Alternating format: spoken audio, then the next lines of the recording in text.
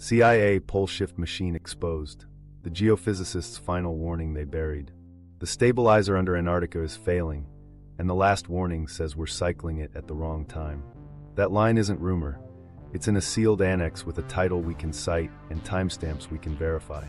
The polygraph admin's summary flags knowledge of artificial geomagnetic modulation as consistent, and in the same window, magnetometer arrays light up in sync with one coordinate, cavity 6. In the first 30 seconds, here's the charge: a device beneath East Antarctica, within reach of the Wilkes Land Gravity Anomaly footprint. Shows an 11-minute cycle and a 19 Hz base tone tied to a code word, ORPHEUS. Public data confirm the late 1990s acceleration of the North Magnetic Pole. Internally, the annex warns, do not cycle without solar minimum.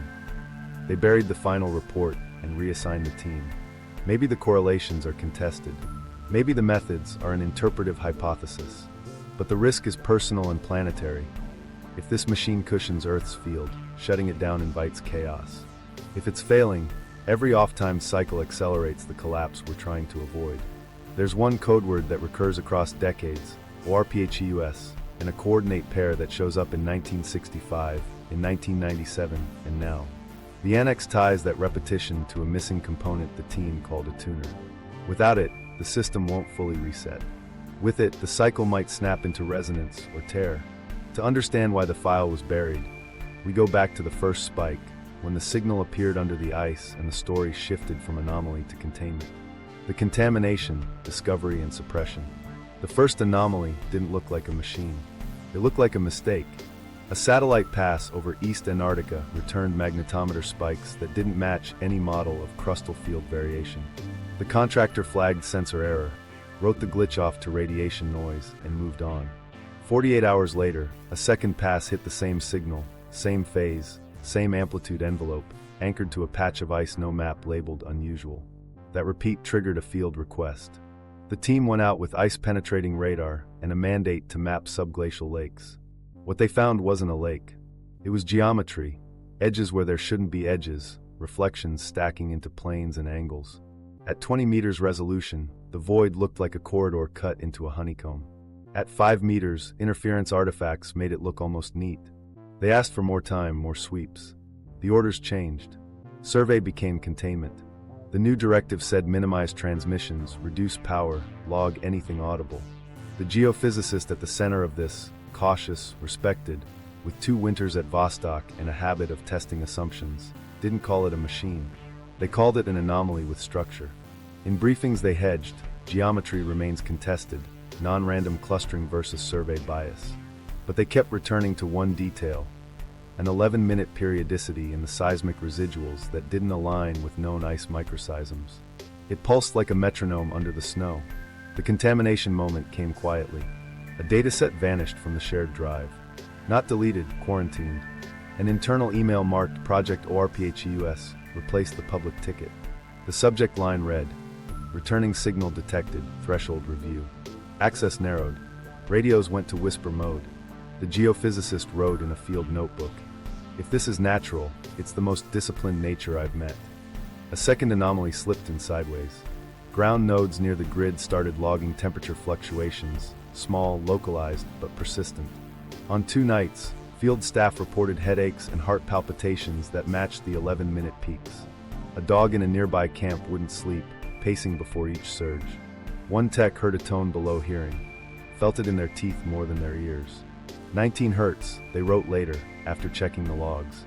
The 19 Hz hum became a whisper around the heaters, a domestic disturbance in a place with no suburbs. Here's where the timing matters. About 8 minutes into the internal review, the tension spiked that split the room.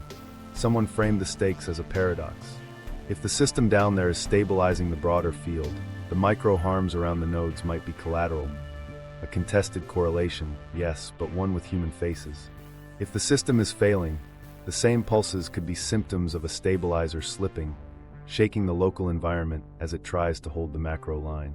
No one had causal proof, but the clash was unavoidable, global protection versus local harm. They ran a controlled test, interpretive hypothesis, limited power, to see whether node voltage influenced the 11-minute cycle. The data looked suggestive. Correlation is not causation, the geophysicist wrote in bold. But the cycle shifted, just slightly, when they adjusted a specific emitter. Meanwhile, a satellite overpass noted a faint resonance spike exactly when the ground readings peaked. It could have been coincidence. The timing concordance wasn't trivial. Then the suppression started. 2 contractors were dismissed for non-compliant data handling. A preliminary report came back with half the figures redacted, and the conclusion softened to cannot exclude instrumental artifact. Access revoked. External inquiries rerouted to a climate front group with a public-facing charter and a private NDA. The geophysicist tried to escalate, citing occupational health, arrhythmias, sleep disturbance, unexplained ground heating. The response was procedural. Continue containment. No cycles during elevated solar activity. Night stretched. The tone seemed to breathe. The geophysicist sat alone in a quiet tent, headphones on, listening to the hum slip in and out of perception. They wrote a line they wouldn't take back. It's alive or it's on. Not a claim, an impression logged with the rest. They saved copies of the raw files, stored a local mirror, and waited for the next directive. It arrived in a manila envelope with no return address, slid under a door no one should have known. Inside was a drive and a single word on a sticky note, ORPHEUS. The contents weren't theatrical. They were precise. A redacted annex titled Tuning the Dynamo. A polygraph admin summary mentioning artificial geomagnetic modulation. A time-stamped magnetometer plot aligned to one location, cavity 6. The annex suggested a missing piece, a tuner, needed for a full cycle. Without it, any attempt to force the system into reset would stall in partial stabilization. The geophysicist cross-checked the coordinates on a paper map, the only thing no one could remotely wipe. The same pair appeared in a 1965 memo header a colleague remembered from an archive crawl. The word ORPHEUS wasn't decoration. It pointed to a concept, a returning signal, a threshold at which 2 systems meet and exchange a handshake. Interpretive hypothesis, pending replication. But the pattern was there, repeating across decades like a refrain. Meanwhile, the human costs didn't wait for peer review. A cook at the logistics hub started waking at exact intervals, unaware of any cycle but unable to sleep. A mechanic's smartwatch logged heart rate spikes on a schedule he didn't keep. A field scientist reported that their metal thermos thrummed faintly on the plywood shelf when the hum rose. These were anecdotal accounts, yes, but they mapped onto the peaks with unnerving fidelity. The project physician called it stress. The geophysicist wrote, "We're treating the symptoms, not the source." What nobody knew then was how far the quarantine would reach. The team's internal chat history vanished from the server, replaced with an error retrieving messages banner. A senior member's travel orders shifted overnight to a different hemisphere. When the geophysicist tried to pull a backup from a lab workstation, the credentials failed. They kept the envelope and the drive close and walked out into the cold to hear the ice itself. 19 hertz rolled through the night like distant machinery under a frozen sea. There was one path left: follow the code word back. If ORPHEUS linked a present cycle to an older event, the first spike wouldn't be in their data at all. It would be buried in a memo older than most of the team. The geophysicists turned the drive over in their hands, felt the weight of 100 contested correlations, and understood what the quarantine had taught them. This wasn't just discovery. This was containment by design. The only way forward was backward, to the first time someone heard the hum and wrote it down. The code word, ORPHEUS, and the map under the ice. ORPHEUS wasn't a name, it was a trailhead. On the drive, the geophysicist found a cluster of files that didn't look like a single report so much as a conversation across time. Snippets of declassified memos, scanlines from radar transects, and 3 lines in a technical glossary no one had seen. Returning signal, threshold tuning, handshake window. The meaning wasn't settled. Interpretive hypothesis, pending replication. But the phrasing felt like engineering, not poetry. They started with what they could test. Ice cores from the sector were clean on chemistry, but weird on density at predictable depths. When they overlaid those layers with radar transects and gravity anomalies, a pattern began to show, not neat enough to be a smoking gun, but too aligned to dismiss. Points clustered at roughly equal intervals, like a hexagonal grid pressed into the base of the ice sheet. Geometry remains contested, non-random clustering versus survey bias. The geophysicist didn't call it a grid in public notes. Privately they wrote, If it's not intentional, it's the best imposter I've ever met. Human stakes crept in where math should have kept them out. A prior paper of theirs, on subglacial resonance channels and basal melting thresholds, had been cited in an off-books. Brief they never wrote, never reviewed, never saw. The citation was clean, page and paragraph, but the conclusion twisted their caution into certainty. It read, "Resonance channel likely, exploit for access." Seeing that line turned the map from curiosity into debt. Someone had built a plan on their work without permission. A margin note in that brief name-checked Wilkes Land Anomaly surveys. Again, geographic proximity only, reinforcing the channel's contested correlation stance. They pushed deeper into the files and found the corridor. Not a hallway you could walk, but a narrow zone of low-density ice that snaked between two of the strongest anomaly points. Temperature variance showed a few tenths of a degree above ambient where the corridor's path arced under a ridge. Mechanism unproven. The working model proposed a guided resonance channel. Ice behaving like a waveguide when the tone rose, lowering impedance, easing energy transfer. It sounded like science fiction. Then a satellite overpass lined up with a ground resonance spike, and both instruments blinked together. Correlation noted, causation undetermined. Still, it tightened the knot. Meanwhile, the word ORPHEUS kept repeating in file headers linked to threshold tuning. The geophysicist took that literally. If something under the ice produced a fundamental tone, 19 Hz, the hum they could feel in their teeth, then threshold tuning implied an adjustment, a way to move the system toward constructive resonance. You don't tune a rockfall, you tune a device. Interpretive, yes. But the file structure seemed to argue back. They traced the coordinates. 6 nodes formed a rough hex, with cavity 6 as the anchor. Between them, the supposed corridor didn't run straight. It curved like current finds the easiest path. When they plotted the timing of the 11-minute cycle at each node, a phase lag appeared, consistent with a wave traveling the corridor's length. It wasn't much. Milliseconds, then a second, then 2. Enough to suggest distance. Enough to suggest design. Parallel action made the room feel smaller. While they were plotting lag, a satellite recorded a transient dip in electron density overhead, exactly when the ground vibration peaked. You couldn't prove one drove the other, but the timing concordance nudged their working model toward coherence, a subsurface tone aligning with an ionospheric flutter during the same window. The same file trail included a margin note from an analyst. Handshake opens when bass tone, harmonic, and beat converge. The note didn't say how they knew. It only marked the window. The geophysicist wrote to themselves, trying to keep the language clean. Hypothesis, ORPHEUS denotes a returning signal protocol. Threshold tuning equals incremental adjustment of bass tone to meet external resonance. Corridor equals guided path for energy density, lowering losses between nodes. They added caveats. Competing models include artifact matrices, glacial crevasse echoes, and processing bias. Dataset integrity contested. Falsifiability criteria outlined. Independent replication of phase lags, multi-instrument confirmation of tone harmonic beat triad. Demonstration that corridor temperature variance scales with amplitude. A memory from Vostok returned, unwelcome and on point. During a whiteout, they'd felt the station vibrate on a rhythm that didn't match wind or generator. Back then it was an anecdote. Now it was a testable claim. The map under the ice wasn't just points. It was a metronome made of cavities and channels. If ORPHEUS was the instruction set, the machine expected an answer, not brute force. Human threads tightened the case. A field medic who'd rolled their eyes at the hum now admitted they could tell when the tone rose because the tin cups along the shelf rattled a fraction of a second apart, from the back of the tent to the door. A microstory, yes, but it matched the phase lag map.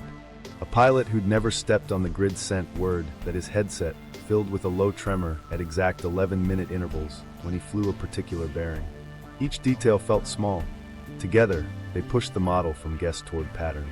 The soft cliffhanger waited where the drive began, a reference to a declassified 1965 Antarctic memo flagged with ORPHEUS. Coordinates matched 2 nodes on the current map. The subject line mentioned magnetic quieting. In the margin, a stamp read, reactivated only upon cascade. The geophysicist stared at the word cascade and heard the hum rise. If ORPHEUS was a returning signal, then 1965 was an origin. It was the first return we recorded. To understand the tuner, they needed the first handshake, buried in an old memo that outlived its authors and somehow still answered back. The old memo, 1965 contact and the first shutdown. The memo wasn't grand. It was thin Navy letterhead, typed in a font that looked tired even then. Subject: magnetic quieting sector Vostok. The first line pinned it to the present. The same coordinates we'd traced to 2 nodes of the modern grid. The body read like a field note. Localized compass drift reduced to near zero variance for 9 minutes, followed by a return to baseline. No claims, no theories. Just timing, bearings, barometric pressure, and a line that felt like a bruise. Stabilizers initiated. In a side folder, a 1960s-era briefing on the Wilkes Land gravity anomaly was cross-referenced by an analyst's note, not as proof, but as a geographic pointer. Sector proximity consistent with subglacial mass anomaly. You don't write stabilizers if you're guessing. You write it if someone told you the word. The phrasing sat beside the coordinates like a warning label. The geophysicist read it twice and circled the time. 14 minutes later, a radio blackout, documented by a separate operations log, hit every set in range. Not long. Long enough to miss a check-in and panic a supervisor. The memo stitched the events together without saying causation. The stamp at the bottom did the talking. Reactivated only upon cascade. What nobody in that room in 1965 could know, and what the archive crosscheck would show, is how the sky lit that week. A global aurora rolled lower than usual latitudes in the days that followed. Navigation outages ranged from minor compass quirks to short-lived Lauren errors. Association remains contested. Alternative solar drivers were active and documented. Still, the timing didn't sit quietly. The memo's quieting event preceded the sky's performance, and the phrase stabilizers initiated landed like a note passed under the table. A human voice broke the cold text. In a box labeled non-essential artifacts, there was a diary from a communications technician who'd rotated through the sector. The handwriting was steady, the sentences short. One line had been underlined twice. We heard the hum under the ice. He described it as a low breath that came and went, a thing you felt through your boots first. He blamed the drill rig at the time. In a later entry, he admitted the drill had been silent. The hum stayed. The geophysicist read those pages and mapped the words onto the modern waveform. 19 Hertz wasn't in the diary, but the cadence was.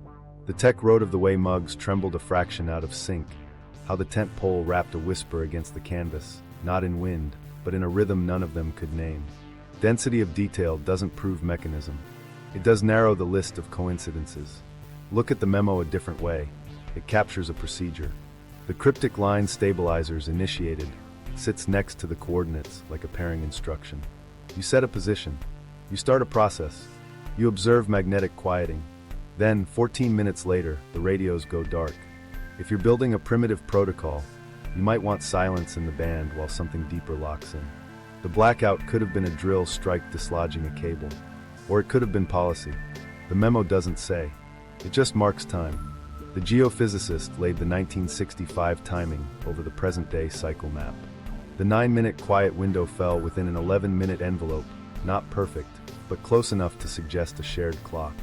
And those coordinates, 2 nodes of today's hex, weren't random. The older map didn't have our resolution, but it had intention. That's the part you can't fake. Intention echoes across decades in the choice of words, in the economy of a stamped instruction. Reactivated only upon cascade. Cascade implies threshold. You don't reactivate unless a series of events is already falling. In the modern annex, the term sits near threshold tuning. In the old memo, it stands alone. Put them together and you get a rule set. Only reset when the system crosses a threshold. Only nudge when the external conditions, solar minimum, perhaps, reduce risk. Interpretive hypothesis, yes, but one that aligns with later protocol. Do not cycle without solar minimum. Meanwhile, the Aurora note wouldn't stop ringing. The week after quieting, pilots filed scattered reports of compasses behaving badly, then recovering. The compasses weren't the point. The pattern was. A knob twisted somewhere, the sky stirred, and then the instruments eased back to normal. Dataset integrity is always a question with mid-century logs, but the chain of custody on that memo was cleaner than most. It lived in a drawer that still smelled like dust and graphite, not the internet. Analysts later annotated the file with a cautionary cross-reference to Wilkes Land Anomaly surveys. Geographic, not causal, reflecting the channel's contested correlation discipline. The geophysicist called the surviving technician. He was older now, careful with memory. He didn't speak in conspiracies. He spoke about noise. He said the quieting felt like stepping into a church from a busy street. The instruments didn't swing. The floor didn't stop vibrating. It just changed color in his head. Then the radios died for a handful of minutes, and everyone stood still. When they came back, he went back to work. Here's the hinge. If 1,965 initiated stabilizers at those coordinates, then today's Cavity 6 isn't a discovery. It's a re-encounter. The phrase reactivated only upon cascade appears again in a 1997 email thread we'll reach later. The recurrence matters. It suggests a continuity of practice, a vocabulary handed down through redactions and rotations. It also suggests we've been cycling a thing we don't control long enough to inherit rules without the manual. The memo closes with a logistics note about fuel, as if nothing unusual happened. That's how these stories hide, in plain paperwork in the boring lines. The geophysicist copied every page, traced the stamp with a finger, and wrote a single sentence in their notebook. If they quieted it then, what did they wake now? The answer wouldn't be in 1965. It would show up 3 decades later, when a world with better satellites and faster planes felt the drift speed up and went looking for a hand on the wheel. The Cascade Threshold, 1997 to 2003 magnetic drift. The drift didn't whisper anymore. It ran. Through the late 1990s, pilots watched headings creep and navigation teams updated charts faster than printers could keep up. What had moved 5 to 10 kilometers a year for generations started sprinting, tens of kilometers annually, crossing Arctic ice like it had a destination. Publicly, the explanation stayed simple. Flows in the outer core strengthened one magnetic lobe and weakened another. Internally, a different map circulated. It overlaid drift inflection points with seismic cycle shifts beneath the Antarctic grid, and put a highlight on Cavity 6.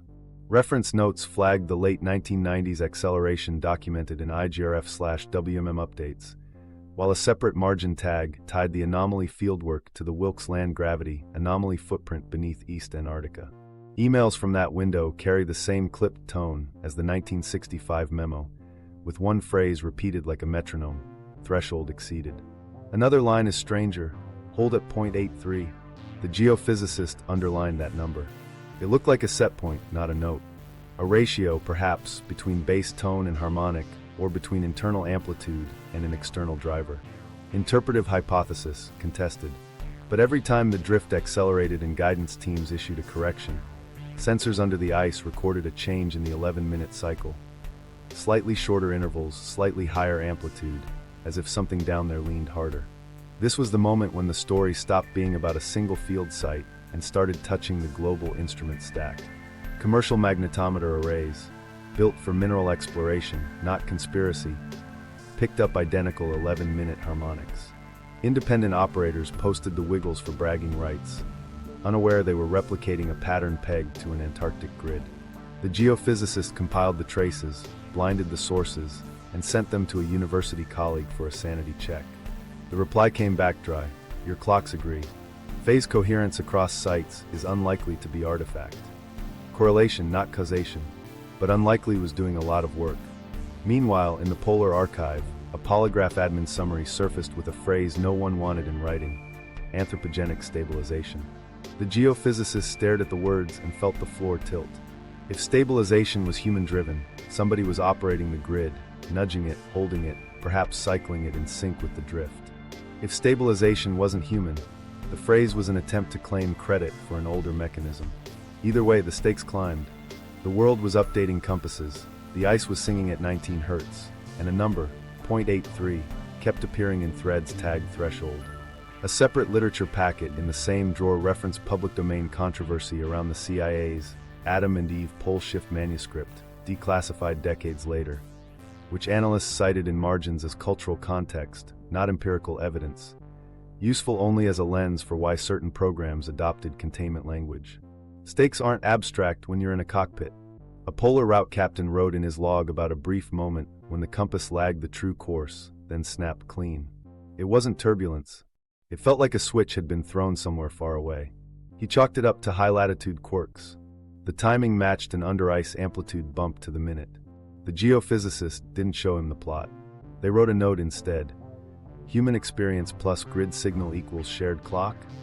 Inside the ORPHUS folder, the cadence of directives tightened. No cycles during elevated solar activity became hold cycle within window. Do not exceed harmonic 2. Another line clipped in cold. Cascade criteria met. Maintain at 0.83 until minimum. The language pointed to a rule set that reached back to 1965. Only act at thresholds, only at safe windows. If you believe the safe window is solar minimum, the next years shouldn't have seen much action. Yet the harmonics flexed in step with the drift corrections documented across the late 1990s and early 2000s.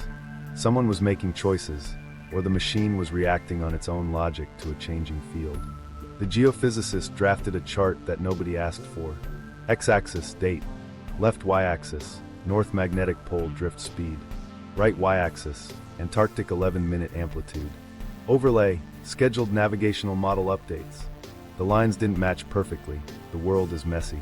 But the beats stepped together too often to ignore. When the model updates landed, amplitude blipped. When amplitude blipped, a small army of prospecting arrays hummed in the same rhythm. Working model. The grid under Antarctica wasn't just humming. It was participating in a feedback loop with the field that planes and phones rely on. Here's the complication that keeps you honest.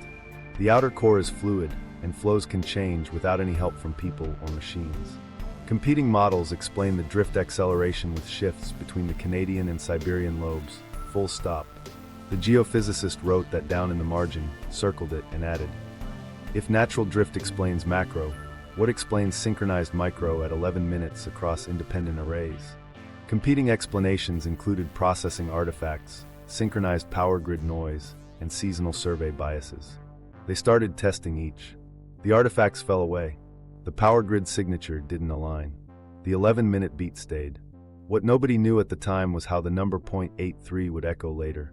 In a separate annex tied to cavity 6, a note defined it without context. 0.83 equals safe harmonic ratio. It read like a pilot's checklist item, not a discovery. If you're tuning a system built on a bass tone of 19 Hz and a harmonic at 33, you can write ratios all day. But why call 0.83 safe?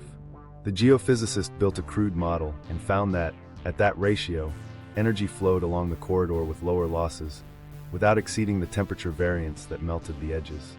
Interpretive, provisional, and waiting for someone to say stop. Instead, the emails kept coming with timestamps that matched cycles the teams had promised not to run. Hold at 0.83 began to feel like a directive sent not to stop operation, but to keep it within bounds while the drift rattled nerves and headlines. Meanwhile, the phrase from 1965, reactivated only upon cascade, reappeared in a 1997 thread that ended with no signatures and a blank line where a name should be. The geophysicist read the thread at midnight and wrote one more sentence in the notebook that started with a hum. If we're holding a threshold we don't control, who's actually running the cycle? And what happens when they're wrong? The whistle, the geophysicist's polygraph, and the redacted annex. They didn't call it an interrogation.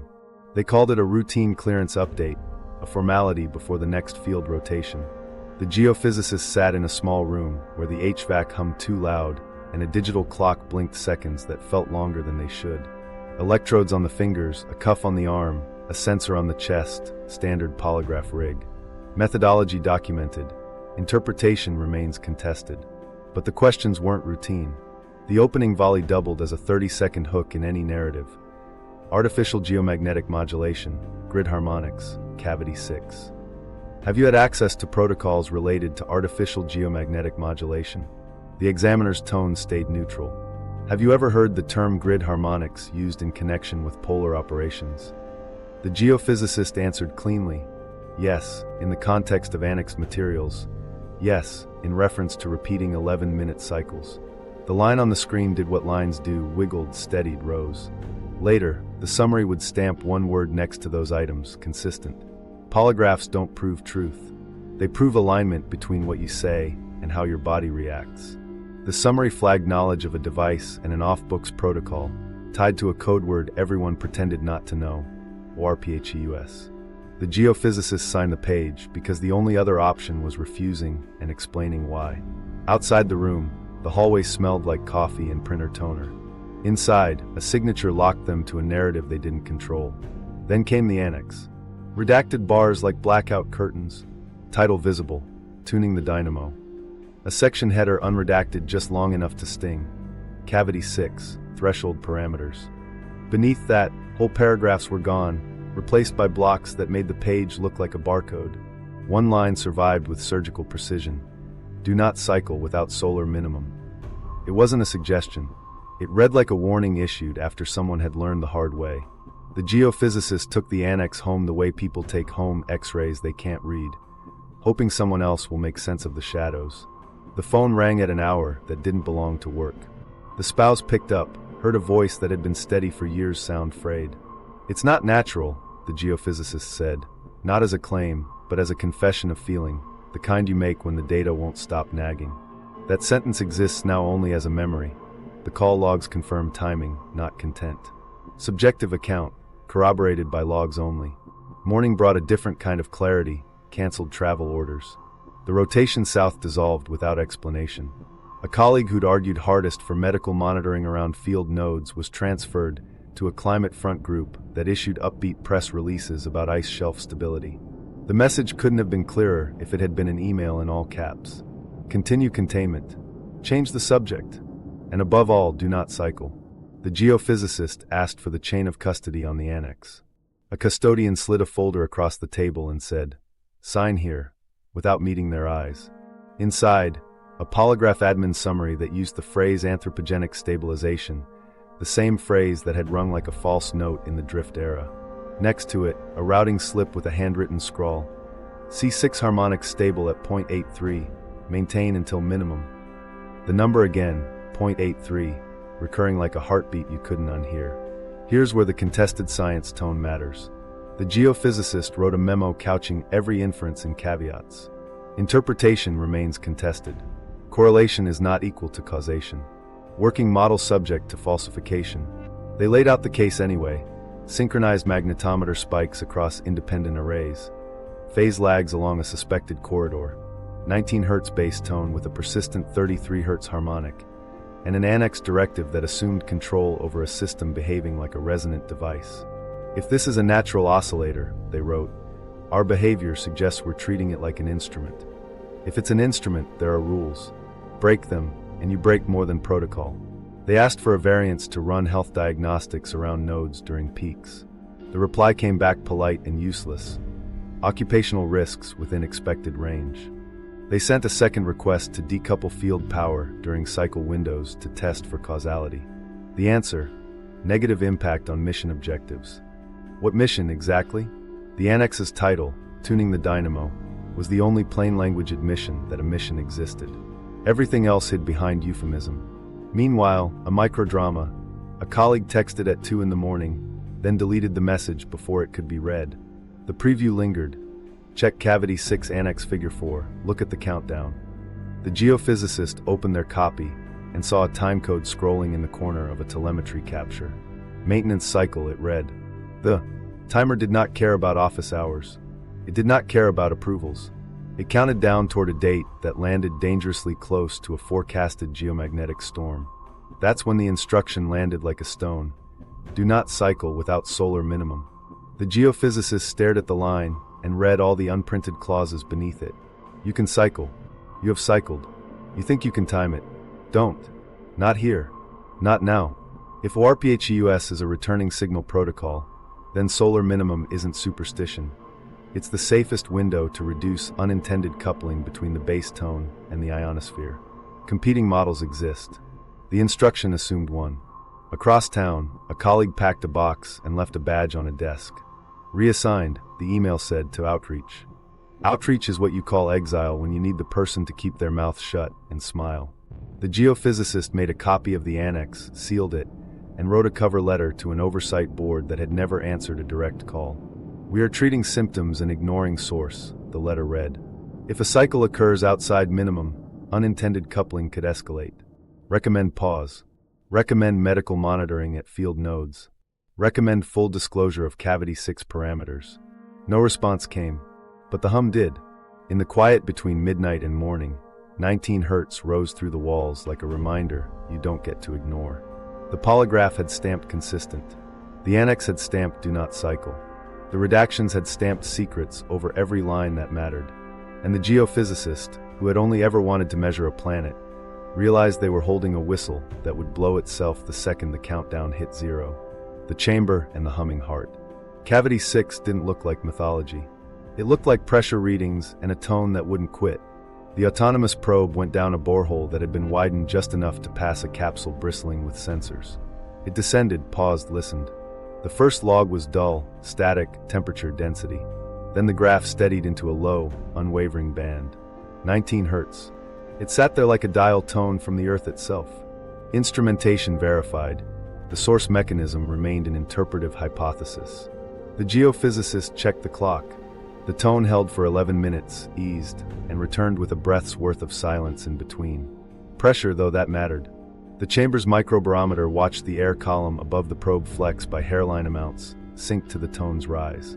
Not enough for weather. Enough to mean something inside the rock-ice interface was breathing, or pretending to. The probe's accelerometers caught tremors too gentle to feel topside, but too rhythmic to call random.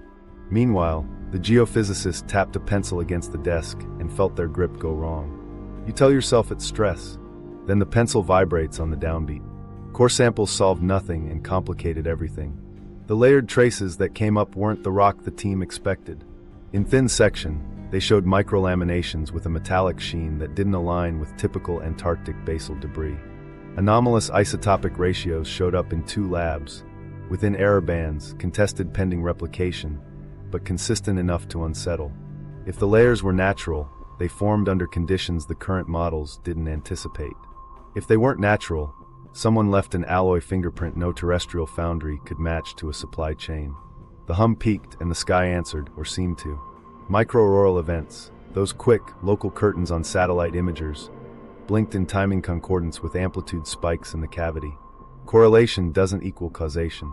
Still, the concordance wasn't trivial. The geophysicist marked each blink against the 11-minute envelope and saw the spacings tighten on nights when the annex warned. Do not cycle without solar minimum. The instrument clock and the sky seemed to share a conversation nobody had authorized. Personal moments kept slipping into the data.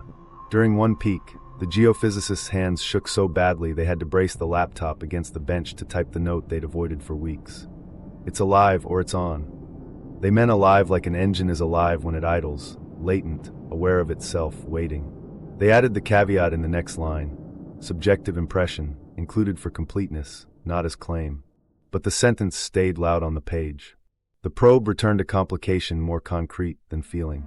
In the telemetry window, a small digital counter ticked down. It didn't belong to the probe's firmware. It overlaid the signal feed as if the feed itself carried a clock. Maintenance cycle, the tag read in block characters. No units were shown, but the rate suggested seconds. The counter ran without caring about local time zones or office schedules, and that made it worse. Systems that keep their own time usually run on rules you don't get to break without paying. They tested the chamber's response with a nudge too small to register as a cycle. A brief reduction in node power to see if the bass tone glanced off frequency. It did, by the tiniest fraction, then snapped back as if offended. The geophysicist wrote the result in the sparing language they used to keep themselves honest. Response, measurable but self-correcting. Working model, active stabilization to retain 19 Hz bass under perturbation. Competing explanations included sensor drift and power line bleed. Controls took the bleed off the table. The drift didn't line up. Structure had a say, too. Imaging suggested the cavity wasn't smooth. It stepped inward in terraces, each ring reflecting slightly differently at acoustic wavelengths, like baffles designed to sculpt a wave. If natural, it was a geological accident that acted like a resonator. If intentional, it was a resonator hiding in plain geology. The core's metallic trace matched the ring's spacing suspiciously well. Laboratory replication could falsify that match. Until then, the fit sat there, daring someone to call it coincidence. Meanwhile, the maintenance counter marched toward a date nobody liked. A few days shy of a forecasted geomagnetic storm. Protocol said cycles belonged near minimum, when the sun's interference was least likely to couple the bass tone to higher layers. The geophysicist sent a blunt note. If the chamber is set to maintain, and the counter lands near storm, coupling risk increases. The reply included the line everyone could recite now.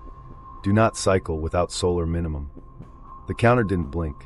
Midweek, a satellite instrument caught a faint, three-step ripple in electron density overhead, small, almost lost in noise, during a cavity amplitude rise. Bass, harmonic, subbeat. 1933, and the slow pulse under 3. The same triad the shortwave recording hinted at. The geophysicist wrote the cross-reference carefully. Signal processing methods disclosed, artifact risk acknowledged. If the chamber spoke in triads and the sky echoed, the handshake window hypothesis moved from poetic to testable. Then the machine did something that looked a lot like a choice. Without any command in the log, the bass tone shifted its envelope just enough to spread the peak over a longer minute, like a braking maneuver you feel through a seatbelt. Temperatures at the corridor edges eased by 1/10 of a degree at the same moment. Pressure ticks softened. The geophysicist stared at the screen and whispered, not as drama, but as inventory. Partial reset. The annex had used that phrase in a line the redaction didn't catch. If the chamber could choose safe mode, it would do it to avoid coupling during the wrong sky. The maintenance counter hit its mark and paused, as if listening. The storm forecast nudged from probable to certain. The hum kept breathing in that stubborn 11-minute pulse. The geophysicist closed their eyes and heard the old diary in their head, the mugs tapping out of sync, the tent pole counting time. If this is a stabilizer, they wrote, it's following rules we've inherited, not written. And the rule in bold, beneath every plot, was the same one nobody could enforce on a clock buried in ice, not now. Not at storm. The storm window, the attempted cycle, and the lockout. Protocol said cycles belonged near solar minimum. The counter didn't care. It was walking straight toward a storm. The geophysicist filed the only request that mattered, an emergency override to delay the maintenance routine or, failing that, to bleed node power as the window opened. The reply came back fast, cold, and automated. Lockout. Insufficient kinetic reservoir. The phrase landed like a door. If the chamber needed a certain energy budget to complete a safe cycle, the storm's turbulence had already drained it. No reservoir, no cycle, unless someone forced it. Above them, the auroral oval bulged south. Airlines shifted high-latitude routes in a coordinated wobble that read like caution without admission. Operational advisories confirmed timing. Attribution remains contested. The geophysicist tracked flight paths on a separate screen and marked each jog against the cavity's amplitude. The lines stepped together enough to feel like a whisper from the sky. Not today. Inside the quiet, the team made a choice at the edge of their authority. They didn't attempt a full cycle. They tried to buy time. A fractional adjustment, a half-decibel shave on a peripheral emitter, to ease heat in the corridor and keep the bass tone from catching stray harmonics as the storm rolled overhead. It wasn't a fix. It was a hand against a door in a wind you couldn't stop. The log showed a brief acknowledgement from deeper in the system, an echo, not a command. The bass tone widened its envelope again, spreading the peak over a longer breath, as if signaling back, I heard you. Then the lockout message repeated in the telemetry feed with a tag that hadn't appeared. Before, safe mode engaged. The geophysicist wrote the word and underlined it twice. Interpretive hypothesis supported by telemetry, dissenting views noted. But everything in the room felt like a machine protecting itself from us. On the same night, ionospheric heaters across 2 continents posted maintenance notices. One flickered off, then on, then off again, like a porch light signaling across a street. Coincidence or coordination? An open question. The geophysicist snapped a photo of the notice and slid it into the annex folder, like a puzzle piece that might fit later. If the handshake window was real, anything that stirred the upper atmosphere would risk muddying the key. They wrote the last warning because they couldn't not. It was clinical and personal in equal measure. To the oversight board, Cavity 6 indicates maintenance. Storm coupling elevates risk. We have evidence of safe mode behavior and lockout conditions tied to energy budget. Do not force. Do not brute force alignment. Occupational monitoring is inadequate. If the machine stabilizes the macro, will harm people at the nodes without need. If it's failing, mistimed cycles accelerate the failure we fear. They sealed it, addressed it to a mailbox that rarely answered, and added coordinates plus the triad of tones scrawled in the margin like a key they didn't own. While they typed, a colleague pinged them with a line that made their stomach drop. Private sat shows microquakes at handshake minutes. A small operator had sold access to a constellation of seismic-inferred SST sensors, niche, noisy, and suddenly useful. The data put tiny, regular shivers along a fault line out past the ice shelf, exactly at the triad windows. If those weren't artifacts, someone was already testing forced alignment under a cover nobody had approved. Then came the betrayal. A friend who owed them nothing, and everything called from an unlisted number. "They moved it," the friend said, voice flat. 72 hours forward. "You're not supposed to see it." The geophysicist didn't ask who they were. They scribbled the new time down and felt the clock wrap around their chest.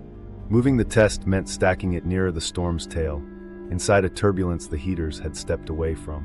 At the window the friend had given them, a shortwave radio in the corner of the lab, which had spent weeks playing static and the occasional polar chatter, caught a clean, three-tone sequence that didn't belong to any broadcast schema on file.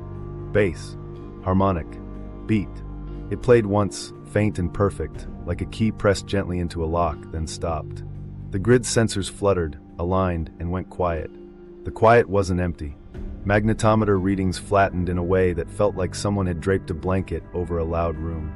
Then gradually the traces diverged, subtle, out of phase, as if the machine had tucked itself away. Signal ambiguity acknowledged, alternative interpretations logged. The geophysicist stared at the flat line and thought of the annex's line that had slipped past the redactions. Partial reset achievable in tuner-absent mode. If someone had run the cycle without the tuner, the chamber could have chosen safe mode to avoid coupling with a storm-shaken sky. Airlines restored routes the next morning like a sigh after a held breath. The heaters came back from maintenance with identical, bland statements. The oversight mailbox stayed silent. The geophysicist held the last warning and wondered if it mattered anymore. Then they put it in the mail anyway, because sometimes the act of warning is the only thing you get to control. Before they left the lab, they played the shortwave recording again and listened to the silence around the tones. It sounded like absence with intention, the kind of hush a machine makes when it's still on but refuses to answer. The kind you get when a lock is waiting for a key you don't have, and a clock under the ice keeps counting toward the next time it will ask. The three-tone signature, key, lock, and tuner. The recording wasn't music. It was a blueprint. Three tones stepped out of the shortwave static in a pattern that felt more like a lock sequence than a broadcast. A low foundation that matched the 19 Hz bass, a higher pulse near 33 Hz, and a slow sub-3 Hz beat that moved like a hinge. Signal processing methods disclosed, artifact risk acknowledged. The geophysicist ran the sample through two independent pipelines to kill any bias. Both returned the same triad, the same spacing, the same envelope. If this was pareidolia, it was extraordinarily disciplined. A margin note pointed to the public controversy around the declassified Adam and Eve manuscript as a cultural echo, not evidence, underscoring why the project leaned on replication, not folklore. Cross-checks pulled it out of coincidence and into pattern. In a dusty box 2 shelves down from the 1965 quieting memo, a maintenance log held a fragmentary spectrum trace from the blackout window. The axes weren't calibrated to modern standards, but a triad sat in the scribbles, one low, one mid, one slow, appearing only when the operator's pencil margin reads stabilizers initiated.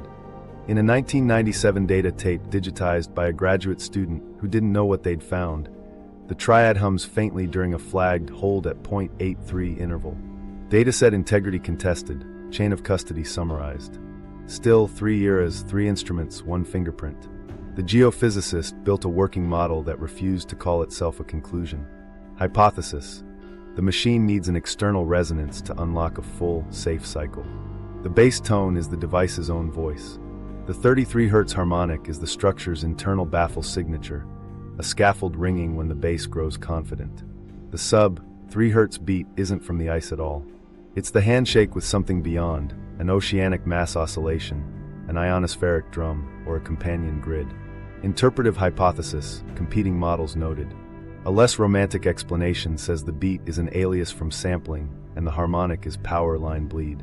But the controls killed the bleed, and the alias would have moved when the clock changed. It didn't. Here's where the stakes shifted. If the tuner lives elsewhere, we're missing half the system. The triad suggests a key and a lock, a call and an answer, that don't cohabitate. The Antarctic grid provides the bass and the harmonic. The missing component provides the slow beat that opens the window wide enough for a full reset without spraying energy into places we can't predict. Without that beat, the chamber chooses safe mode and flattens itself to ride out storms.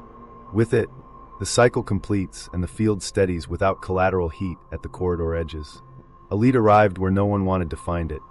A declassified brief on the South Atlantic Anomaly, the region where Earth's magnetic field dips and satellites fear to tread.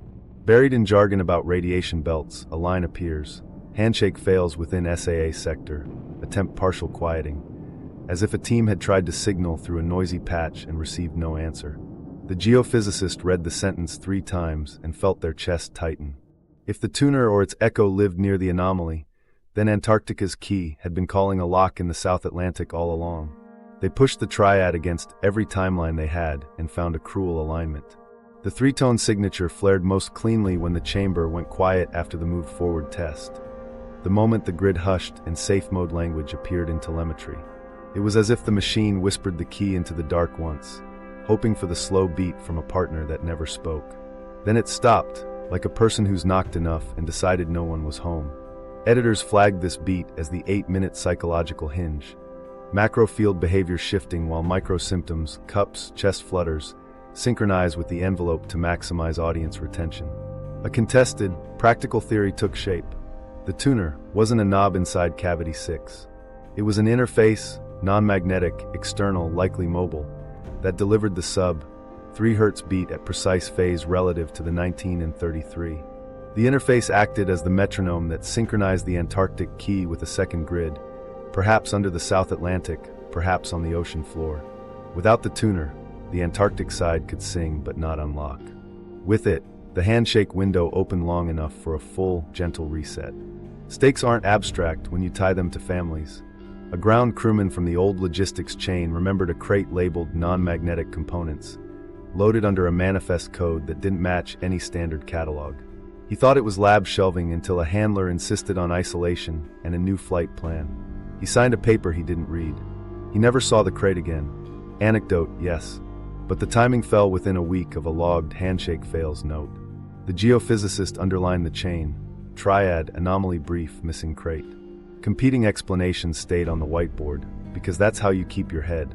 The triad could be a layered artifact from multiple oscillators bleeding into the same spectrum. The 1965 and 1997 traces might be misidentified patterns in low-resolution data.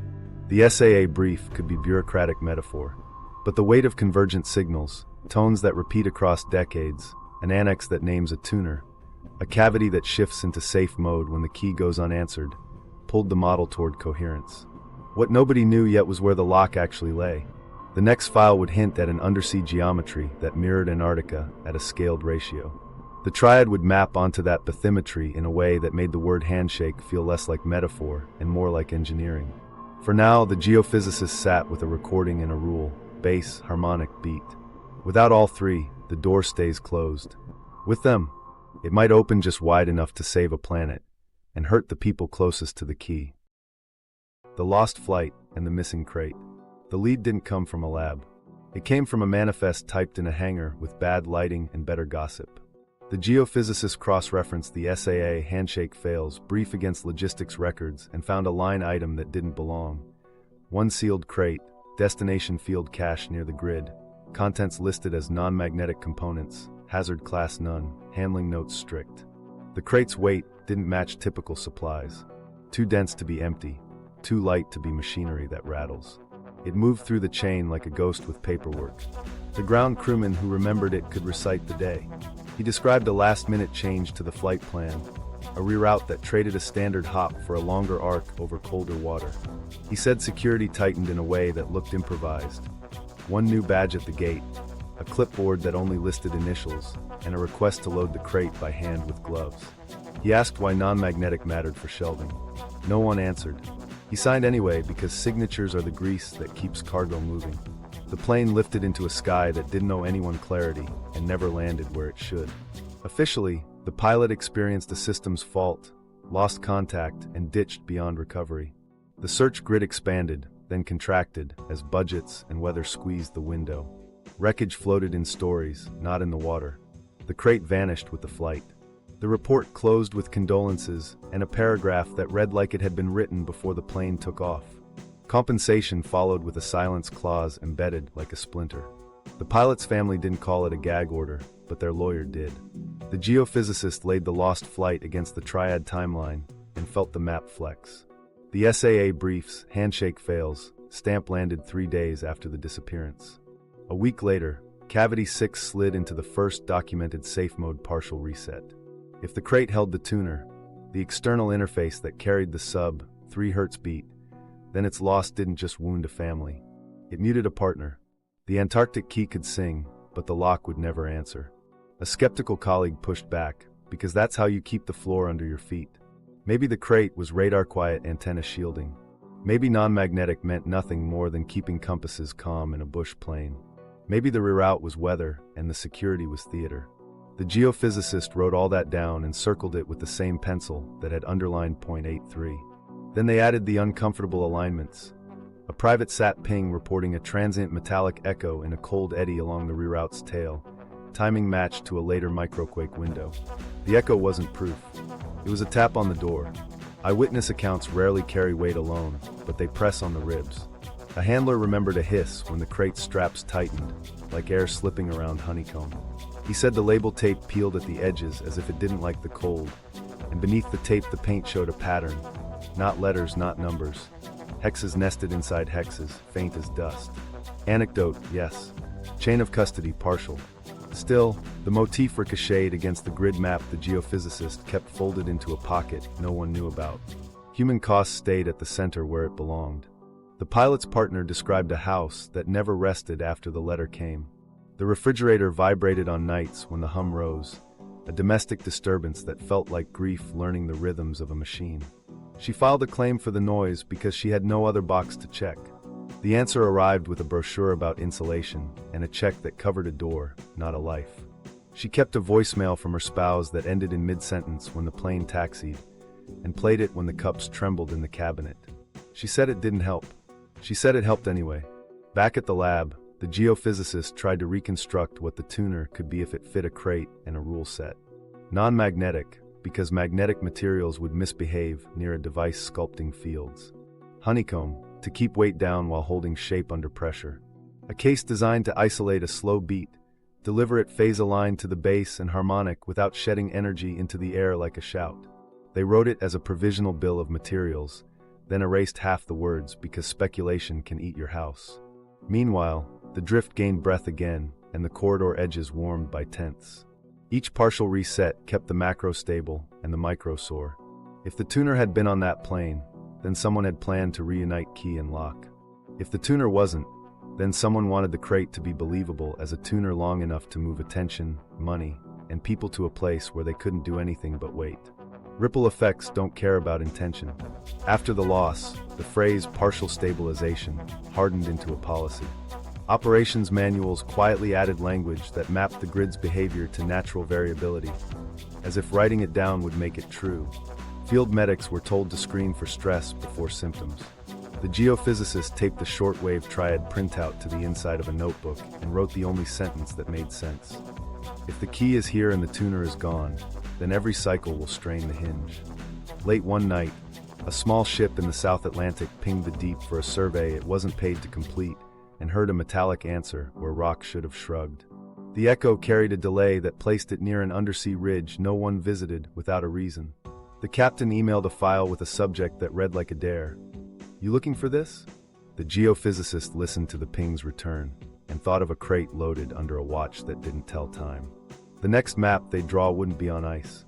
It would be on the ocean floor, where keys and locks meet by accident or design, and where a missing box can change the weather of a planet. The second grid, ocean floor geometry, and the handshake. The ship's ping came back with a texture that didn't belong to basalt. It rang, then folded into itself, as if it had struck a lattice. The geophysicist laid that return over bathymetric charts, and saw what they didn't want to see. A pattern under the South Atlantic that mirrored the Antarctic grid at a smaller scale. Pattern recognition flagged it. Skeptics called it survey tiling artifacts. Fair. Bathymetry is notorious for stitching errors. But when they rotated the hex and applied the same internode spacing ratio, 6 points settled into place like beads finding a groove. They didn't declare a grid. They ran checks. Alternate track lines, different instruments, separate cruises. Each added noise, but the cluster held. The scaled ratio tracked within a few percent of the Antarctic node spacing. If this was pareidolia, it was persistent. The geophysicist annotated every map with caveats. Pattern recognition flagged. Alternative explanations include survey tiling artifacts and gridding bias. Then they added the line that made their throat go dry. Scaled mirror of Antarctic hex aligns with triad ping delays. Meanwhile, magnetics at sea told a quieter story. Marine surveys that weren't designed to hunt mysteries still captured low-amplitude wiggles at 11-minute intervals. Faint, submerged under vessel noise, but rhythmic enough to tempt. Cross-instrument verification pending, signal-to-noise caveats stated. When they plotted the marine wiggles against the Antarctic cavity's amplitude, a phase relationship emerged, small and elastic, consistent with a key answering a lock at distance through moving water. The working model shifted from metaphor to map. Antarctica's grid was the key, the South Atlantic structure the lock. The triad, the 19 Hz bass, the 33 Hz harmonic, and the slow sub, 3 Hz beat, wasn't a song, it was a handshake. When all three aligned within a tight window, energy moved cleanly between the two geometries. When misaligned, the cycle bled into the corridor edges as heat, and the ocean absorbed the rest as a whisper of warmed current. Working model, falsifiability criteria outlined, independent replication of the marine 11-minute cycles, phase match to cavity peaks, demonstration that alignment improves transmission efficiency while reducing local heating. Complication came from the planet doing what it always does, moving. Tectonic motion doesn't pause for human schedules. Over decades, the ocean floor structure had drifted by centimeters, the ice above Antarctica by different centimeters. The misalignment wasn't dramatic, but it mattered. In the model, even a small phase error forced the key to press off-center. Each maintenance cycle then bled energy along the corridor, warming currents subtly and fatiguing the structure's baffles. Causal chain remains contested, but the temperature variance at the corridor edges had grown tenths of a degree over years. The ocean, meanwhile, showed anomalies the model couldn't claim, only acknowledge with humility. The geophysicists tested alignment, the only way available without detonations, time. They measured the delay between the Antarctic amplitude peaks and the South Atlantic echoes, corrected for sound speed, and back-calculated a phase window that would put the beat in step. On 2 nights when the winds calmed and the ship's prop quieted, the echoes strengthened at the predicted minute. Not by much. Enough to draw a pencil line and write coincidence versus coordination open. Enough to keep going. Human details kept it grounded.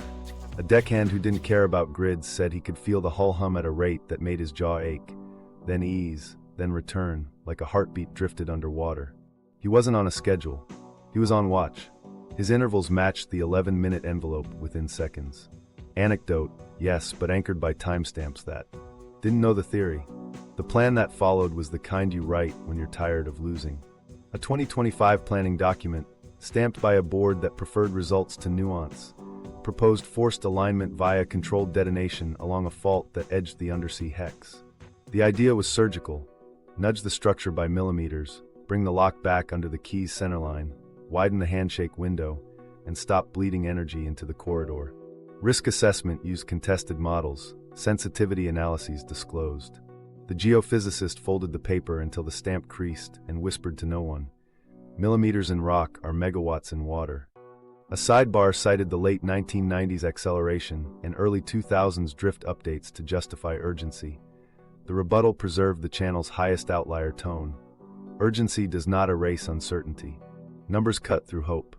A misfire could amplify currents along a boundary already twitchy, disrupt climate patterns downstream, and stress the dynamo the annex presumed to tune. Scenario ranges were ugly, from negligible improvement to a cascade that the word cascade was invented to fear. Competing voices split the team. Half said the system was degrading without the tuner. Precision nudges were the lesser risk. Half said any blast near a resonant geometry was hubris in steel-toed boots. The geophysicist wrote the line the outline had promised before they ever saw the outline. If it's saving us, brute force could break it. If it's failing, waiting ends us. Not poetry, a ledger summary. They appended the only actionable path that didn't taste like panic. Recover the tuner, wait for solar minimum. Align naturally by timing, not by force. Publish the annex and the triad so independent labs could try to falsify the model. Protect crews near nodes with real monitoring. The board read the memo, thanked them for their service, and approved a test, under one condition no one expected: silence. While that was happening on land, the ship ran one last line. The ping returned from the undersea hex with a repeatable notch in the spectrum at a frequency that matched the slow beat's third subharmonic. The notch deepened when the Antarctic base tone peaked. The geophysicists stared at the waterfall display and felt the world tilt half a degree. If the lock was answering, even weakly, the handshake wasn't a myth. It was a protocol straining through misalignment and missing parts. The ocean floor geometry didn't need our explosives. It needed its partner back on time in tune. The plan, forced alignment, and the price of precision. They called it a nudge. On paper, it read as millimeters along a fault skirting the undersea hex, a surgical tap to bring the lock back under the key's centerline. The planning doc wore the calm tone of engineering. Controlled detonation, it said, subthreshold precisely phased. Risk assessment used contested models, sensitivity analyses disclosed. The geophysicist read each line like a heartbeat that wouldn't slow. Millimeters in rock are megawatts in water, they'd said. The doc treated that as a footnote. A sidebar cited historic drift corrections and the late 1990s acceleration to frame urgency, while the scientific team annotated, urgency is not equal to license. The proposal unfolded like choreography. Map the fault geometry in submeter detail. Seed charges in a staggered array at depths that minimized acoustic spill into the layered duct. Time the initiation across the triad window so the sub 3 Hz beat. Synthetic in this plan, nudged the undersea structure just as the Antarctic base tone widened its envelope. The goal wasn't brute force. It was a whisper delivered with explosives. Numbers promised confidence they didn't own. Monte Carlo runs showed a tight cluster of successful outcomes when the phase error stayed under 2 degrees. But shift the timing by a second, and the tails went ugly. Amplified boundary currents, eddy trains that dragged heat the wrong way, and a modeled stress rise in the dynamo proxy nobody wanted to admit existed. Uncertainty bounds printed in thin gray tried to look small. The geophysicist drew them darker with a pencil until they looked like what they were: thresholds pretending to be choices. The team split in a way that didn't break friendships but cracked sleep. Half said the system was degrading without the tuner. Every partial reset bled energy and warmed the corridor edges. Precision nudges were a stopgap, and stopgaps save bridges. The other half said explosives near a resonant geometry turned a handshake into a shove. You don't teach a lock to open by kicking the doorframe. They ran a tabletop with real clocks and no illusions. A detonation cluster of 3, each charge below cavitation onset, each trigger tied to a GPS-disciplined oscillator. The synthetic beat had to be phase-locked to the Antarctic 19 and 33, with latency compensated through fiber and sky. "We can do it," someone said. "We can know the timing." The geophysicist didn't argue the math. They argued the weather. The ocean eats seconds. The ionosphere swallows milliseconds. The chamber keeps its own time. Ethics stepped in wearing a lab coat. A medic put down a folder of arrhythmias logged near nodes and asked what the plan did for people on deck when the handshake rang loud. Monitoring would expand, the doc said, within expected range. The medic's throat tightened. Expected by whom? The phrase "within expected range" has a way of forgiving the wrong lives. The board wanted a clause, and it came like a cough behind a door. Deliver a result before the next solar cycle. Not because physics required it, because money did. The geophysicist felt their jaw clench. Deadlines don't bend rules under ice. They just cut corners on land. A quiet paragraph in the plan sketched the synthetic tuner. A non-magnetic piston array driven by deep current mass oscillations, housed in a honeycomb case to minimize drag. The description matched the crate the ground crew remembered too well. If a tuner had been built and lost, the plan proposed a shadow of it in place, a stand-in that could pretend for a minute. Pretending near a planet's metronome makes bad theater. They wrote the dissent in the language the board respected. Working model: Antarctic key plus South Atlantic lock require phase-aligned triad for full cycle. Current misalignment and missing tuner force partial resets, stabilizing macro while stressing micro. Proposed forced alignment: seismic nudges to bring lock under key. Risk: coupling unpredictability during non-minimum solar conditions, amplification of boundary currents, dynamo stress. Sensitivity, high to sub-second timing errors and local sound speed variability. Recommendation, recover the tuner, wait for solar minimum, align via timing. Contested but testable. The counterargument arrived with a spreadsheet. Without intervention, corridor warming projects upward, microauroral concordance persists, and drift excursions remain jittery. With intervention, successful alignment widens the handshake window, reduces local heating, and permits a full reset. "We're not breaking it," an engineer said. "We're restoring a joint." The geophysicist heard restore and thought of all the times that word meant demolition later. Human moments kept the meeting from floating. A deckhand video called from the ship, sunlight bouncing off a sea that looked harmless. He put his phone against the hull and let them listen. A low tremor that came and went on an 11-minute clock. "Whatever you do," he said, "don't make it worse without telling us." He wasn't a stakeholder in the dock. He was the person the dock would harm first if it was wrong. The board's approval page opened with the line nobody expected, silence. No public notice. Outcomes must map to natural variability. The cover would be an oceanographic survey that happened to lay charges in a pattern a satellite could misread as maintenance buoys. The geophysicist read the clause again and realized the plan's biggest risk wasn't technical. It was moral. If the cycle worked and stopped the bleeding, no one would know why. If it failed, people would blame the weather. Either way, the machine would get no consent. They signed the dissent and filed the only addendum that felt like a pulse. If you proceed, build in a kill switch that defaults to safe mode on any phase drift beyond 1 degree.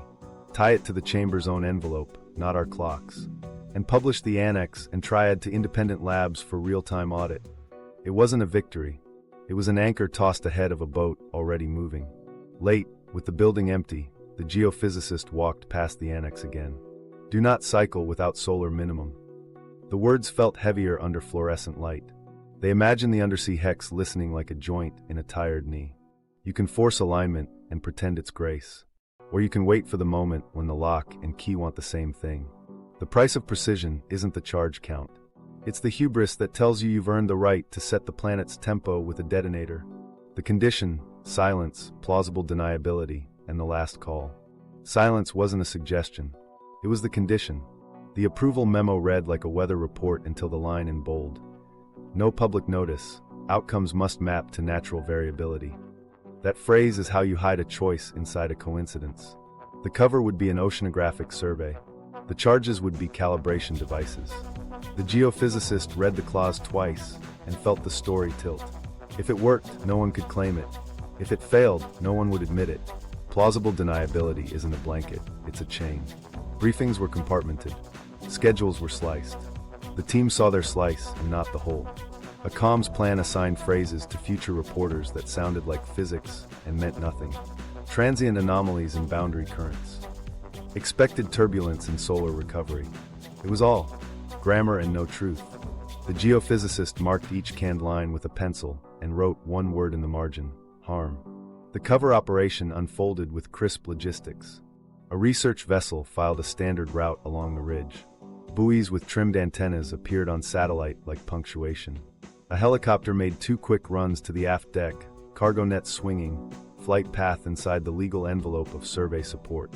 The planned synthetic tuner module, the piston array built to fake the slow beat, rode under tarps. Non-magnetic, honeycomb casing, the whole deception nested like a matryoshka doll. If anyone asked, it was a current profiler with custom damping.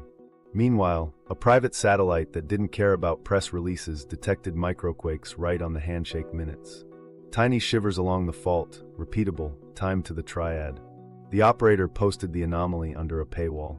The geophysicist's friend sent a screenshot and a single text. Already testing? Coincidence versus coordination, an open question. But the pattern fit a practice run inside the condition of silence. The call came at 2:11, the hour when phones sound wrong. The friend who'd warned about the move forward test didn't bother with greetings. "They've advanced the window again," they said. 72 hours? That was the decoy. "It's now." The geophysicist stared at a clock that had never felt like a weapon until that second. "Why?" "Weather looks good on paper. Also, a donor is on a tour." The donor.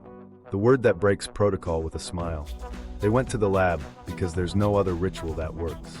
They set the shortwave to the band that had coughed up the triad once and held their breath. Nothing but hiss.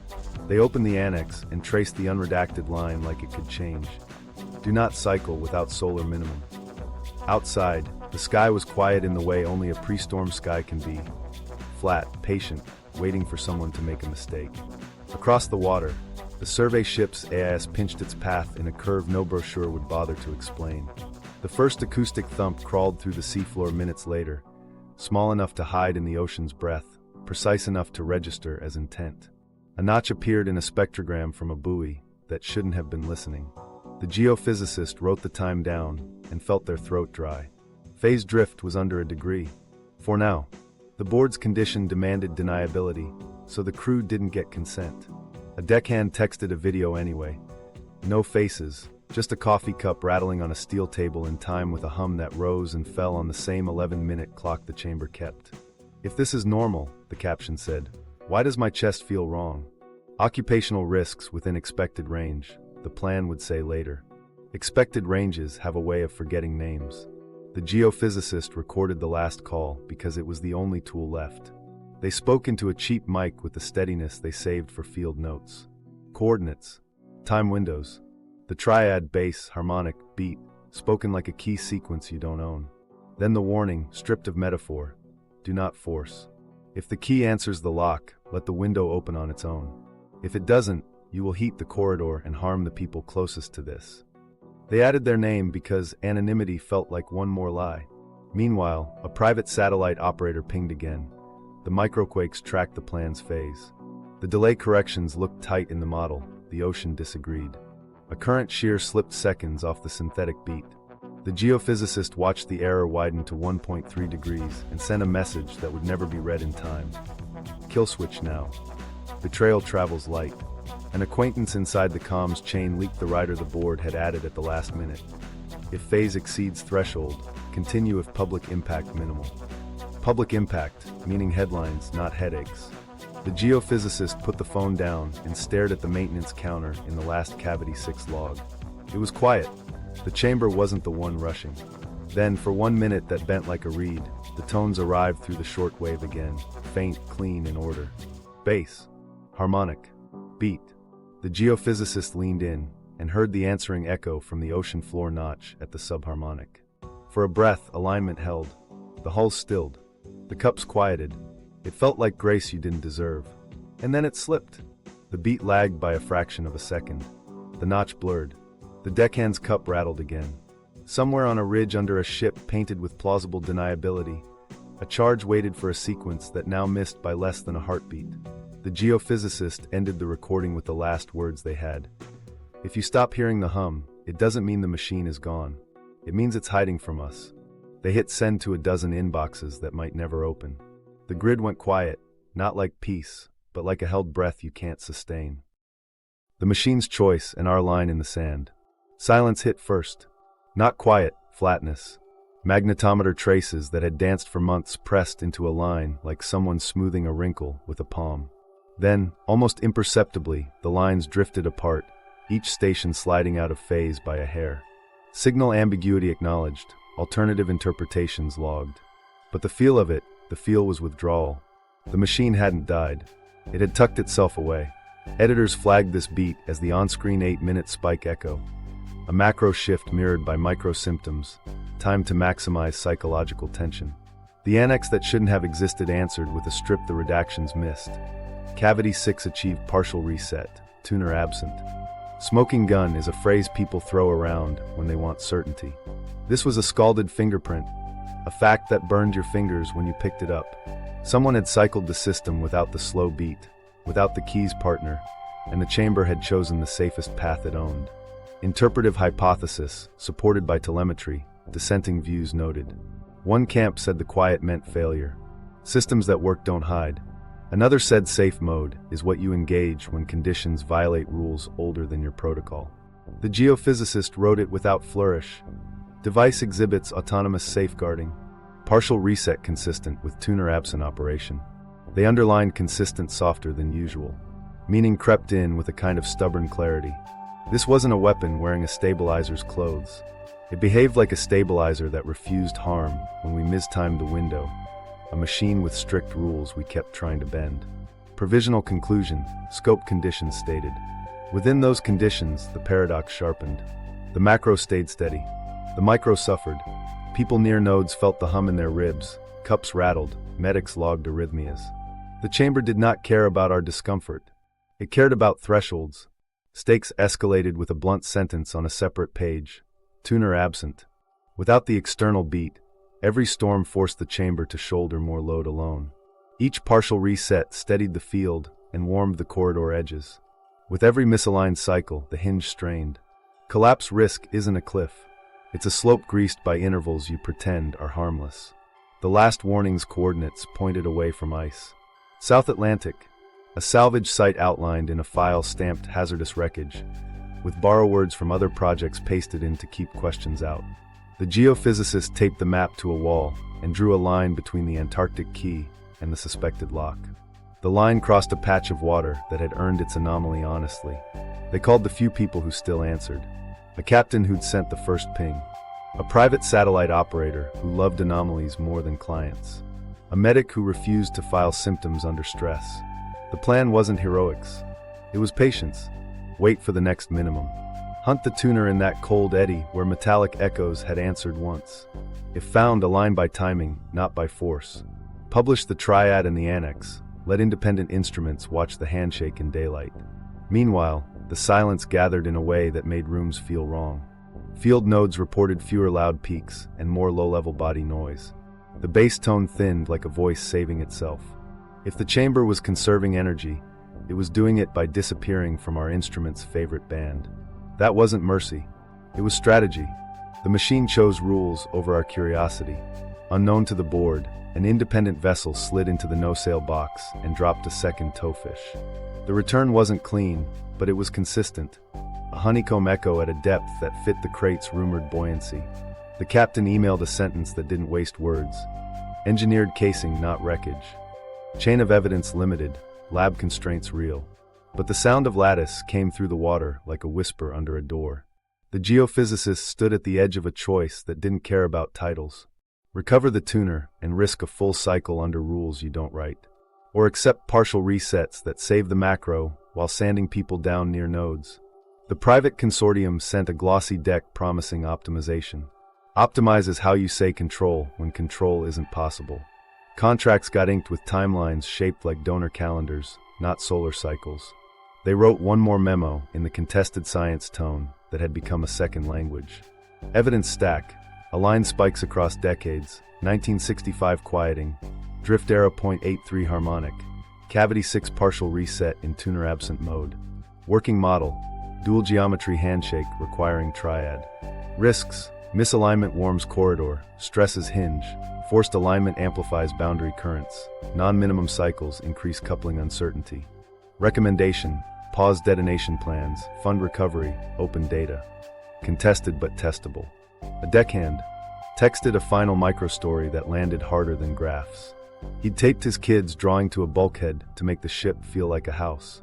On nights the hum rose, the tape peeled from one corner first, always on the 11-minute downbeat, like a tiny flag struggling to hold on.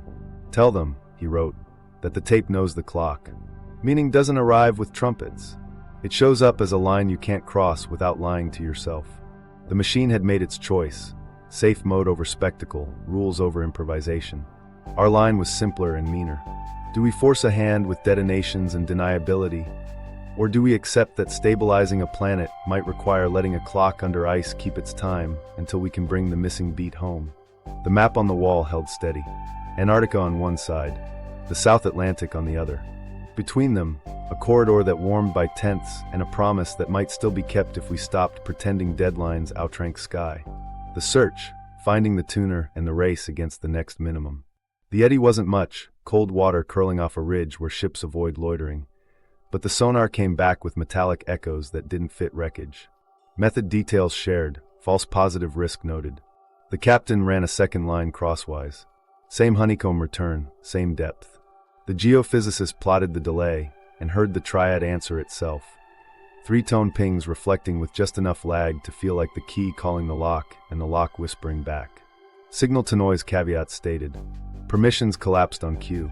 A no-sail notice popped up for marine hazards. A polite way to clear a chessboard. They put a buoy string across the approach and posted a fine schedule that would sink a small boat. The geophysicist called anyway. The line rang to voicemail that sounded like a hallway. Health failing, they retired early and started dialing journalists from a kitchen table. Micro-level stakes, personal cost. The story wasn't heroics. It was timestamps, maps, a triad, and a promise. If we find the tuner, we wait for minimum and align by time, not force. An independent vessel slid the edge of the box and brought up a fragment with a pattern like lattice pressed into non-ferrous skin. Engineered casing, honeycomb, not random tear. Chain of evidence limited, labs constrained by custody. Then the barometer fell.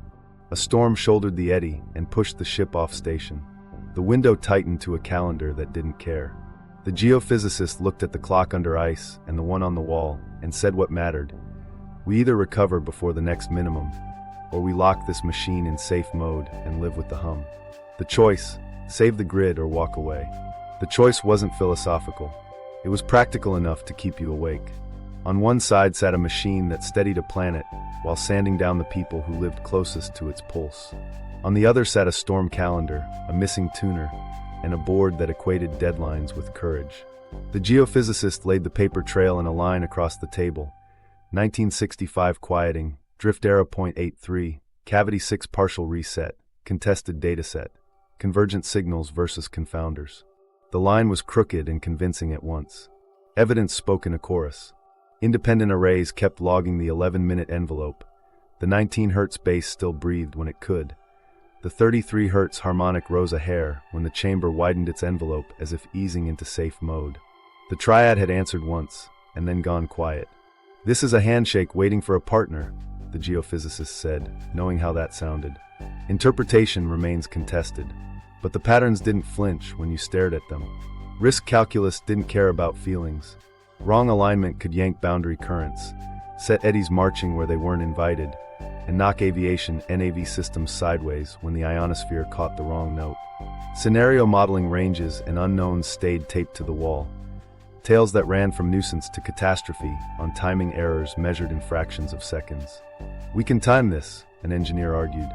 We can control for drift. The geophysicists shook their head. You can time your detonator. You can't time the ocean or the sky or a chamber that keeps its own clock. Humans kept pulling the numbers back to scale. A medic from the field nodes held up ECG strips like weather maps. Arrhythmias that clustered at peaks. Headaches logged on the same 11-minute cadence. Occupational risk within expected range, the manual said. Expected by whom? The medic asked, the one question that math can't dodge. A deckhand sent a final text. A child's drawing tape to steel peeling at the downbeat, then sticking again like a flag in a weak wind. The tape knew the clock. The geophysicist's last note sat under a coffee mug to stop it from sliding. Don't force what was meant to resonate. It wasn't a flourish. It was the rule every resonant system lives by. You can excite a bridge until it sings. You can also walk it to collapse if you insist on pace over phase. The enemy's push came on letterhead and in suits that believed outcomes could be willed. Contracts were inked. A private consortium pitched optimization with graphics that turned a planet into a dashboard. We can stabilize in any solar weather, the slide said. We can widen the window. Optimize is how you say control when the rules belong to physics. The consortium proposed a synthetic tuner that could ride the slow beat through current shears and phase errors. The geophysicist traced the rendering that looked too much like the crate that never landed and wrote one word: hubris. Meanwhile, the machine kept its stubborn rhythm. A single 19 Hz pulse rolled through the ice like a heartbeat returning, soft, unapologetic, on time. It didn't care about memos. It cared about thresholds. The geophysicist heard it and let their jaw unclench for the length of one envelope. It's telling us it's still here, they said. It's telling us to wait. Provisional reading, open to falsification. But waiting was the only action that didn't require lying to yourself about control. So the fork set like bone. Option 1, save the grid by force. Deploy the synthetic tuner, nudge the lock, ride the triad with explosives and latency corrections, and pray the error bars behave like interns. If it worked, you'd get a full reset. If it slipped by a degree, You'd shove energy into water and air in ways the models called tails and people called storms. Option 2, walk away from force.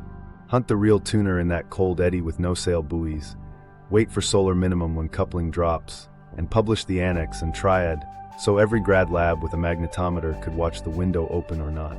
They tested the choice against time.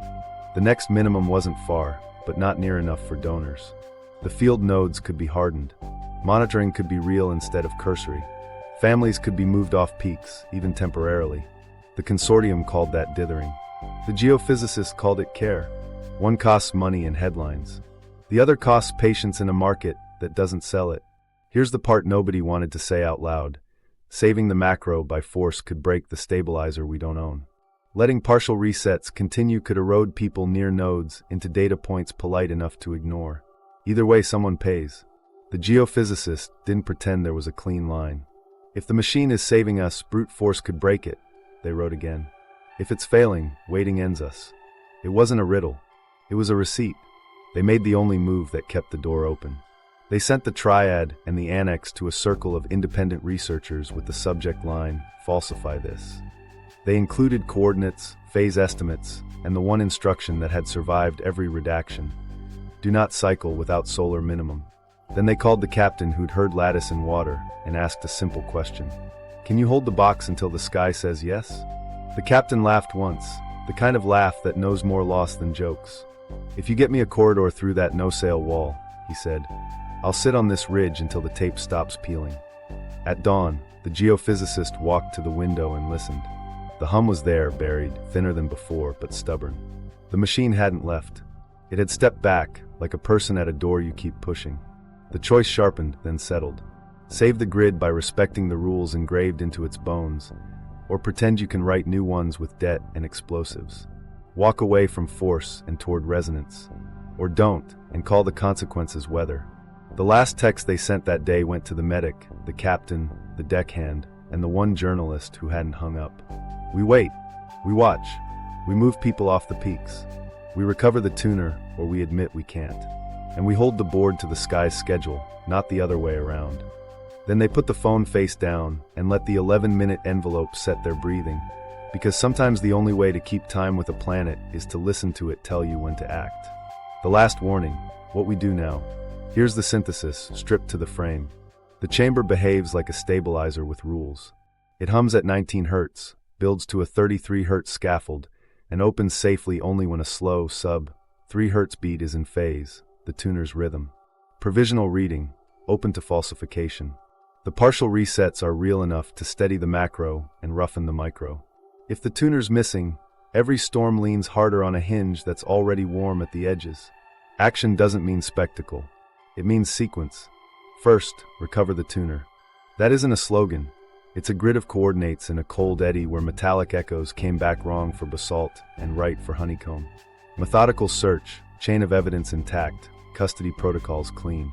If the casing is there, we lift it when the sea allows, and we don't fake the slow beat with pistons because the ocean eats seconds and the chamber keeps its own clock. Second, wait for solar minimum.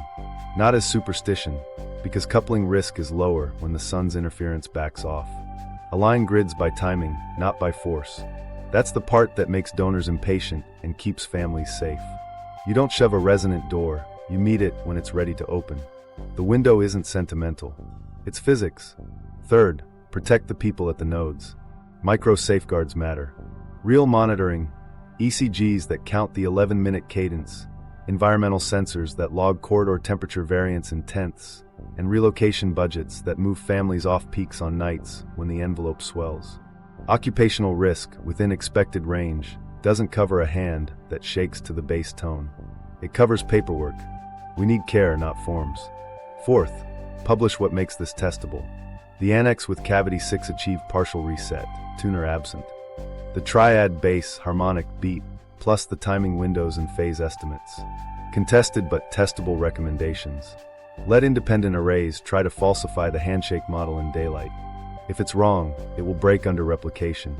If it holds, we'll have more eyes on the window than any board can silence. Fifth, no detonations. No forced alignment dressed as calibration. No synthetic tuner riding current shears to pretend the beat. The risk envelope isn't a spreadsheet. It's a sea that pulls heat into places that don't forgive hubris. If the hinge is tired, we don't kick it to prove we're not afraid. We brace it and bring back the missing piece. Accountability travels with this plan, or it doesn't go at all. Protect the crews who testify. End the gag clauses embedded in condolence checks.